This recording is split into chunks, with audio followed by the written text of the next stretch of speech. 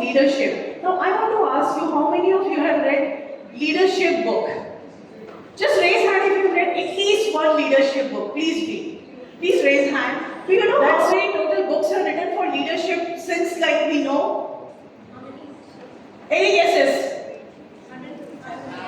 100,000 more, little more. 4.8 billion books are written only on leadership. And can anyone tell me why we have written so many books? Come on. Because there is no right and wrong. Anything else? Each one's perspective towards it. Different perspective. Anything else? No one knows.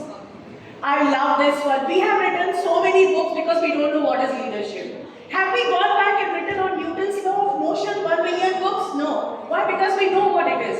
We have not written 4.8 billion books on gravity because we know what it is.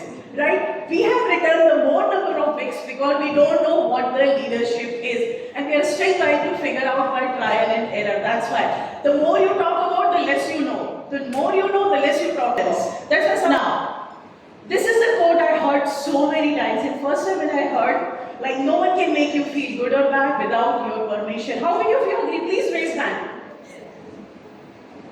So how many of you disagree? No one can make you feel good or bad without your permission. Oh my God. It's quite late, so I'm yawning. And yawning is too contagious. If I say yawning 4 times, you will start feeling yawning because I've already started feeling. Now please raise hand who have started feeling that, okay, I need to yawn. Yawning is the most contagious thing. If you're reading a page and it has yawning is written 5 times, you will start feeling, oh my God, I need to yawn about it, right? Thirst is like that. If I want, I can make you feel extremely happy right now. And if I want, I can make you feel extremely sad and frustrated. What the hell this girl is talking about? I like to call myself girl, not lady, by the way. This lady is talking about, right? I have the control of what you are thinking, how you feel right now, what's happening on your skin, intestine, your eyes, everything I can control. And not because I am a hypnotherapist, but because I understand how human brain works. And once you understand how human brain works, as a leader, you can guide them from inside out for something much bigger than what they are doing. And that's what other speakers have said, that you have leaders make new leaders. How do you do that? When you are having your own journey from inside out, then only you can do that. So now the next thing, if I see any angry boss, what does happen in my mind? Do I feel happy or frustrated? Do I feel happy? Please raise hand if you feel happy by seeing an angry boss. Nobody does, right? What do we think? Okay, let me ask another question. How old is human species? 7 billion years. 7 billion years of evolution. The body has evolved much faster than brain could evolve. And the biggest challenge is that AI is evolving much faster than brain can evolve. So whenever you see angry boss, your brain goes back to the cave age, the stone age, and it thinks it's a saber-toothed tiger chasing me, it's going to eat me, it's a life-threatening thing. I need to do something to protect myself. That's the signal you are activating in your team's mind when you are showing your angry face to them. By the way, it's true for your children also. If you enter home, you had a very bad day and you show your frustration on children, that's what their brain is thinking, right? Because their brain is not mature. Now what do we expect in that situation? We expect, I'm angry, but my team should understand why I am angry and they should have a calm, quiet, peaceful response for that. Yes sir, I'll do this. Yes ma'am, I'll do that. That's what we expect, but it doesn't happen. What happens? Brain goes to this part, which is fight, flight, or freeze. Either I'll fight with that person, or I just flight, I'll run away from that, or I freeze, I just say, yes ma'am, yeah. I'm just nodding, but my brain is not listening anything. But the best part is that you don't hire smart people to think for them. So if you're activating the fight, flight, freeze mode, what are you doing basically? You're making them not to think, switch off thinking mode. Whatever I am saying, you do that, right? So you're paying somebody 80,000 dirhams to not think. You are at the loss because that person has brilliant ideas. And if your competitor takes this gone case, you'll be out of the market. So if you're not listening, you are at the loss, not they are at the loss. So don't make your smart people go mute. Listen to them. And how you can do that? Once you know about the brain. So how does brain work? Let's quickly understand it at a very interesting level. This is our eye and this is our body and brain, right? Now, brain has three important parts. I want you to take one of your hand and put it in the back here. Now, this part of the brain is called as brainstem, and this is responsible for your locomotive organs, your movement, your eating food, your taking food and eating, your digestion, all these basic things which are required for human to survive. All this is taken care by this. You remember when we were young, my mom used to say that you should not hit here because we have a small brain. If you get injury over here, we get paralysis. That's the reason. The second part is the limbic brain. This part, right behind our eyes. This part is responsible for emotion and memory. And this is the most important part because this is the entry point for any information. We enter information using 5 senses and it enters through the limbic part. And the last one is PFC. This is a prefrontal cortex. This is the youngest brain what human beings have. This is the oldest brain what we are having. Can you please all put hand over here for a moment? This is the most important part. So please love this part of your brain because it helps you to be a good leader. Now, what happens when you see an angry boss? What happens? The signal goes to your eyes. From eyes, signal goes to amygdala. What is amygdala? These are almond-shaped 2 organs right behind our eyes. They are like paranoid security guard. And I'll repeat it. They are paranoid security guard. Anything and everything that comes, they think, oh my God, it's a life threatening, I need to protect my person, right? Brain is not evolved for making money or success or leadership or anything. Brain is evolved only to keep you alive. That's the only job brain has. And that's the only job your amygdala is having. Now, amygdala has how much information available? Lot of information. We store billions of gigabytes of information in our brain. To give a context, 4.7 billion books can be stored in our brain. We don't have any hard disk right now to save that many books. So, brain refers to hippocampus. Hippocampus is the library of your brain. All information from your ancestors and your birth is stored over there. Security guard refers to library says it's a saber-toothed tiger. Activate the brain stem. The signal is not going in front, the signal is going over here. That means the blood will flow to your hand and leg because you have to either fight or you have to run away, or you just have to freeze like this, right? So when you're scared, what happens? You get sensation on your skin. Your skin turns pale because body is taking all blood from your vital organs and pushing it on your hand and leg. And signal is not going to prefrontal cortex.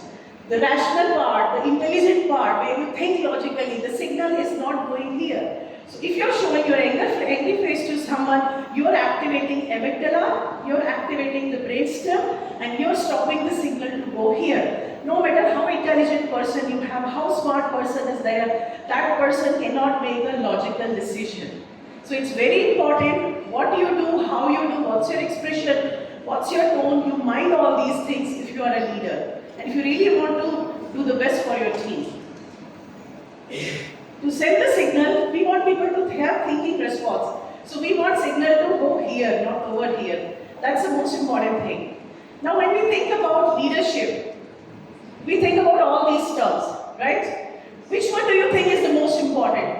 Conflict resolution, creativity, accountability, customer experience. Which one do you think is the most important? Listening. Anything else? Communication. Anything else?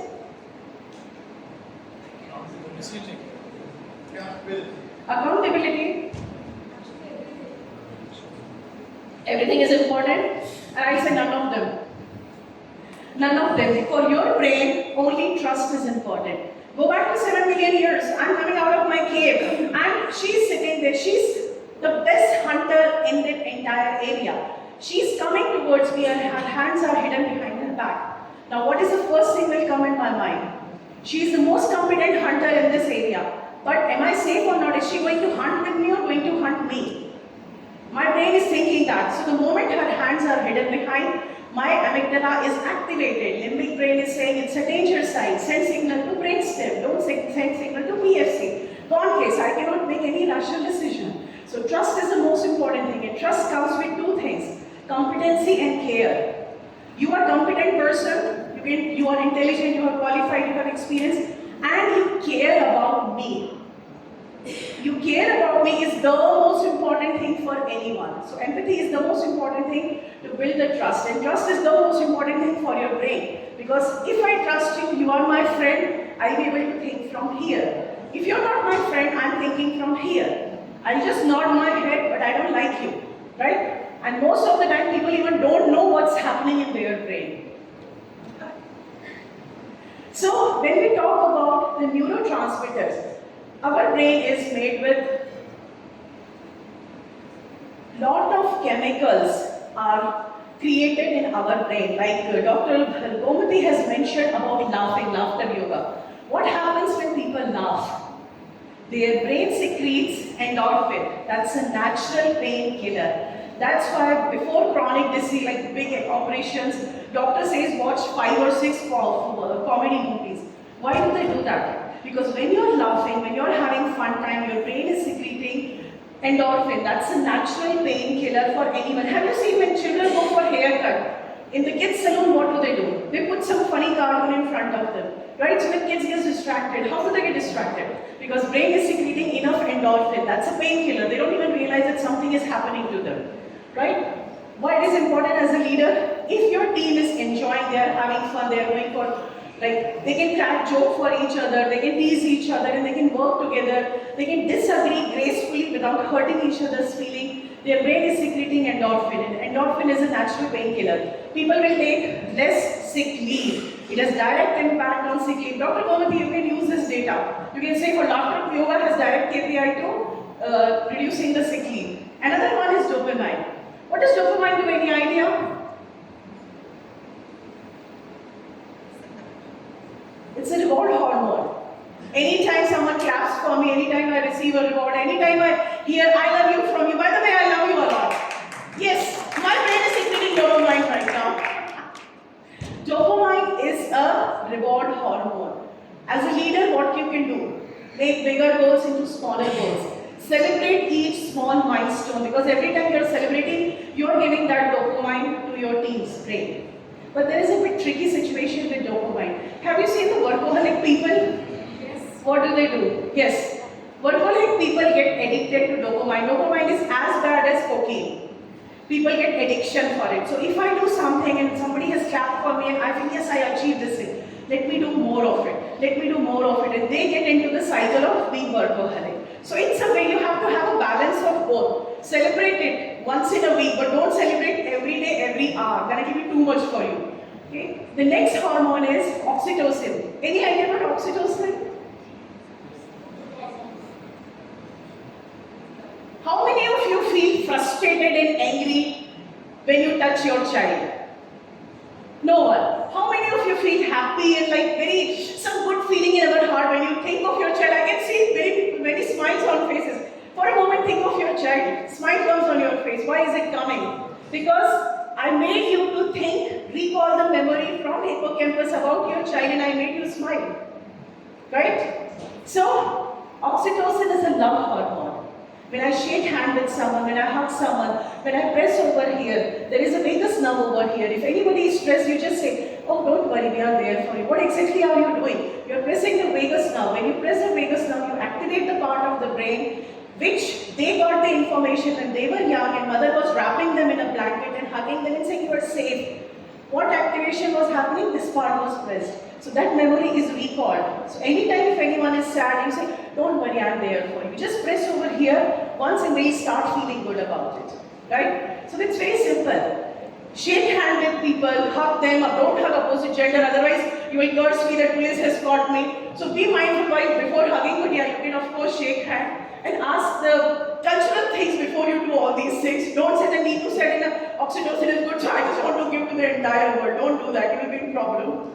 But be kind to people, because oxytocin is a hormone. If I do something good to you, your brain will secrete oxytocin. Forget about it. I'm a very selfish person. When I do good to you, my brain is secreting oxytocin. That boosts my immune system. That's the reason healthy people were falling less sick during the COVID time.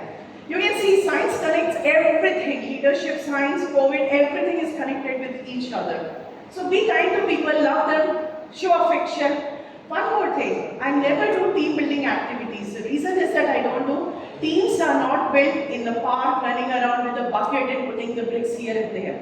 Teams are built when you did not come yesterday and I see that you have not come. Rather than getting angry, I come to you and I ask, what happened yesterday? You did not come. Is everything okay with you? That is the moment I have built a team. I cannot build a team in a park running around making some kind of a cone or a pyramid. That's just a fun activity, so let's not fool us around for that. Another interesting hormone is serotonin. When anybody is given a leadership position, some task, like some of the panelists have spoken, give authority, delegate tasks, give them responsibility. When you do that, their brain is secreting serotonin. It's a self-respect and self-esteem hormone. So if you want someone to have confidence, give them the responsibility, automatically their confidence will grow up. Why? Because their brain is secreting serotonin. And that is the one which protects us from a lot of cancers. Another one, cortisol. Who thinks cortisol is good or bad? Who thinks cortisol is good? No? Okay, who thinks cortisol is bad? Everybody is in trance now. Nobody's listening. It is addictive, cortisol? Yes. Others are in trance. I think nobody is raising hand. I'm just thinking of something. I think I have activated some good memory for you. Cortisol is neither good or bad. If your brain doesn't have cortisol rush in morning, you will not even get up from your bed. So cortisol is good provided you keep it in control. Because if it increases, it leads to a lot of chronic diseases including cancer, heart problem and lot of other things. In fact, American Institute of Stress Management doctors have revealed that 98% of doctor visits are because of cortisol, because of stress. So if you can keep it in control, it's very good for you.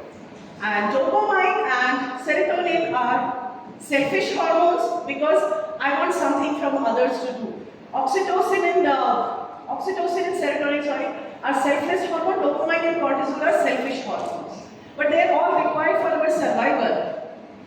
With this, I want to end the presentation. Leadership is an inside-out journey that you trace through 100 billion neurons. All of us have 100 billion neurons in our brain. And each neuron is an active living being. So you're not alone in your body. Between brain and brainstem and prefrontal cortex. So 100 billion neurons are helping you to have a journey from here to here. And amygdala is always here to take care of you so that you are always alive and healthy. Thank you so much. I love you all.